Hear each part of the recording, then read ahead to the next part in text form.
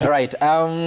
So, Honorable Koech, the National Treasury has given the medium-term revenue strategy, yes. and the strategy includes reviewing several taxes, including VAT to 18%, relooking what should happen to the personal relief, but also saying that they need to tax non-educational activities in educational institutions. What is informing this? At a time, it's just about 2 or 3 months since the Finance Act debate. It's still in court because Kenyans are objecting to the high taxation. Why do you want more? You know, the finance bill has been passed, Sam. It's an act. So yes. So it's an act now. What they are proposing, actually this is a proposal that is supposed to, it's a long-term proposal that's supposed to run up to 2027, right. But it's not a policy yet. So we as members of parliament are very sensitive to the people we represent. And when that comes to the House, of course, we'll look at it. But there has been a push within the East African community to standardize the VAT to 18%. Push from who? Which, within the East African community. Who is pushing Kenya? East African community is a secretariat of the East African community. It's not pushing Kenya to standardize to 18%. It's 18% in Uganda. It's 18% in Tanzania. Push to standardize to lower it to 16% for the rest of the country? Why can't we have it at 18%? All that I'm saying, those are just suggestions that have been coming out in the East African community. Kenyans are coming from the pain. They are still dealing with the pain of taxation. Precisely. And that is why I'm saying we are not at that point. That means nothing. It is just a policy. It's a proposal. It's not a policy. It's a proposal by Treasury so to have it at 18. It shouldn't worry anyone. I mean, it has to come to Parliament. That is the only place where you can subject it to an act. So, okay. I think Senator Kero, should we be concerned? He says that it's still nowhere. No, we should be concerned. You know, Treasury is not just anybody. That's government. They're the people who set the economic policies. And from what we know, Parliament has not been very assertive, you know, in the last few years. Anything that comes in from government has been rubber stamped. So we expect that what comes in from Treasury will probably will go through Parliament. But, you know, the question you asked is very critical. Why don't we get East Africa? This is the largest economy. Why can't we get the East African countries reduced from 18 to 16? But the reason why that thing doesn't fly, I mean, a few minutes ago, you've just seen what Chombo has read. The taxes on petroleum by each of those countries is much lower. The actual taxes it's much lower than Kenya at 36%. The rest are the 28%. So really, the issue of only looking at one component of that, VAT, it's misleading. And then number two, some countries have just started VAT recently. The level of goods and services which are covered, you know, under VAT are very minimal in many of these countries. The Rwanda we talk about, it's just had VAT for less than 5 years. We've had VAT for over 30 years in this country. And literally every goods and services in this country, nothing, you know, is not VATed today, including water, nothing. But other countries, the level of goods and services is still very few. So it's not just about the rates, but also, so there's no uniformity in that context, really. And therefore, I would really strongly doubt that there is anything from the East African community that says, let us lower this. Because if you look at even the customs, for which we have a law, the East African Customs Management Act, which covers most of the import duties and so forth, even in that one, there isn't. Kenya has its own regime of taxes. For example, in the last finance bill, we introduced taxes and levies on, you know, on the cement industry, on clinker and so forth, on metal industry, steel and so forth, on paper. All of them are way above the East African average. There was no attempt. Every time Kenya has been asking for a stay of application on many other taxes that it has unilaterally introduced, which are not there in the East African. So when you look at the East African you know, architecture on the taxes, Kenya is way above in most of them, and because they have been playing alone. In the same way we are playing alone in many other things, including the EPA agreement and many of the agreements we're entering now with the US. We seem to be doing things, so the question of East Africa really doesn't apply. I think government simply should say, we want more taxes. And the pressure really, and what Nelson should acknowledge is, the issue is about IMF and the loans. Unless we address that issue, taxes they're going to come down like rain. There'll be taxes, and there'll be taxes. I'm telling you, Treasury will not be able to. And you must remember, Sam, that we have a maturing Eurobond next July, 2 billion. Yes. So We also sometimes have to be... This is our country. I don't know why we must critique everything. At some point... No, it's not about criticism. No, it's about simply because, I mean, it's giving our views on how where it will can we be get done. the resources to pay a Eurobond next? I mean, you tell me, you're in government, I'm not. So the other part of... No, just hold on. Senator, just how powerful is the IMF? IMF is very powerful. It's very powerful. IMF's concern is only two things. That one, you must pay your bill. So if you have taken a loan, you must pay your loans. How? Taxes. So their concern is on the fiscal aspect of things. Raise taxes and pay your loans. That's it. If you are in a receivership situation, your credit worthiness is not good, they're the ones who will give you that certificate of good health. And for them to do that, then they give you a certain funding. And those fundings all come with conditions. And that's where we are today. And so they're so powerful that all the taxes that you saw in the last finance pressure is coming really from the IMF. You know, so I think, as Indeed says, once you're in receivership of IMF, you don't have much say. And they'll tell you what to do on the taxes. They want taxes. So you can't talk of subsidy, you can't talk of eliminating this. In fact, I'm surprised they're not even pushing pressure on government on wage freeze and employment freeze, and it's going to be the next.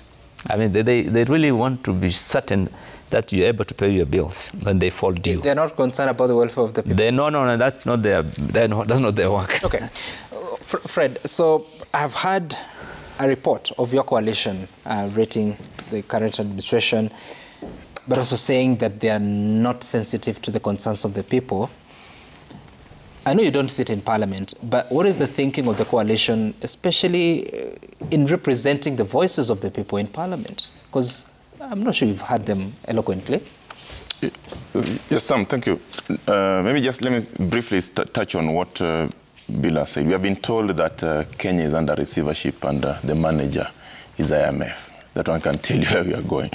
But I think some of these issues boil down to the unfavorable tax regime that we have in this country. You know, sharp increases in business operating costs, investors are running away. And I think we must maintain low tax rates so that, you know, we reduce individual tax burden.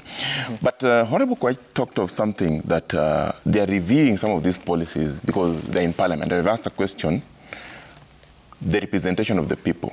You notice that the reason why the regime is interested in increasing the number of legislators that support their agenda in the floor of the House is because some of these members are being used to pass some of this legislation.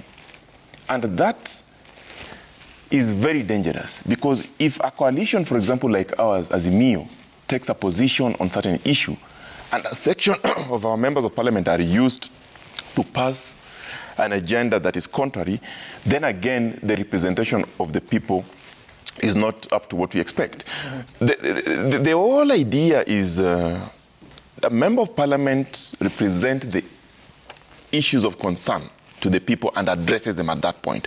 But for us in Azimio, we strongly believe that our members who have stuck and remained faithful to the coalition cause and ideology represent their people. And that's why you saw we put a very big fight on the floor during the finance bill, even though we didn't succeed much as we'd have opted, but we still believe that even outside Parliament, within Parliament, those who are there, they must always address the issue of concern to the people. That one will not change. For the few who believe that, you know, they must support the government of the day or the regime to get, you know, development, we wish them luck, and we hope that the laws that pertain to political parties and, you know, representation will catch up with them. For now, we are confident. Okay. We would rather remain few. So what is the strategy in as far as he says that they will have to be brought to Parliament? What is the strategy?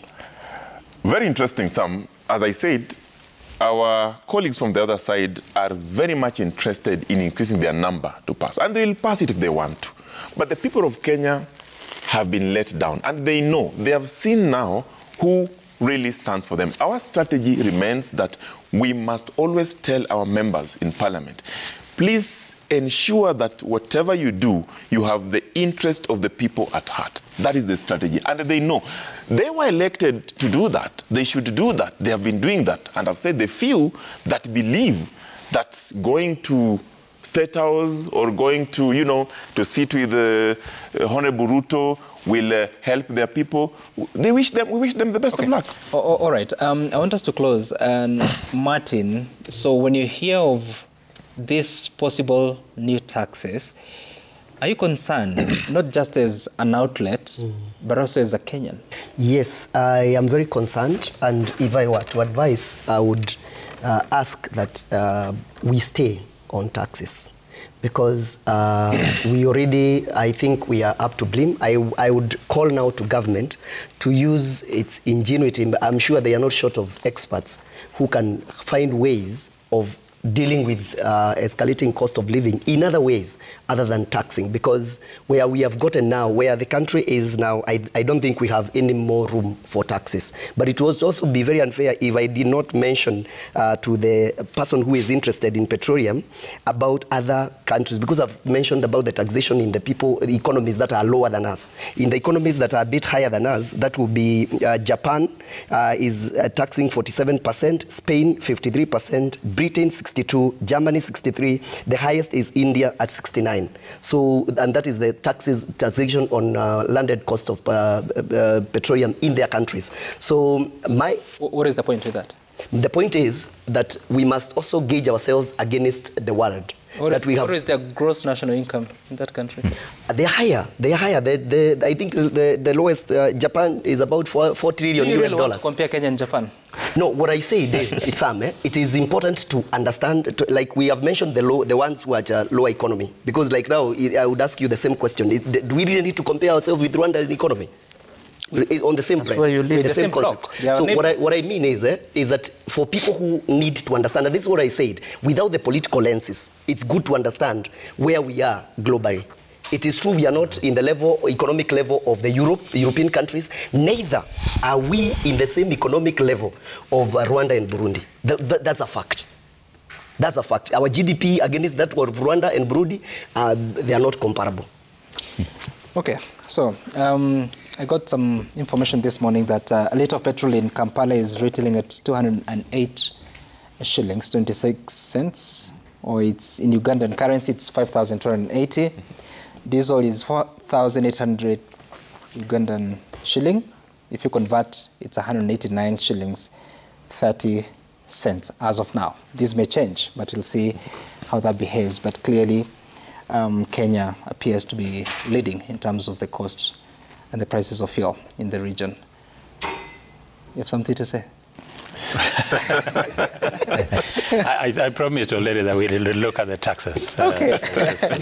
All right, I have to thank you all for making time for us. Honorable Nelson Koech from Belgut, Senator Bill Okero. Thank you. And also Martin Chomba, Chair Petroleum Outlets Association, and Fred Okango from KANU. Thank you. Thank you for making time for us to have this conversation. Thank you, and it continues. We continue to monitor what's happening and have these conversations as everyone is looking for a solution. My name is Sam Gituku. See you again some other time. Bye for now.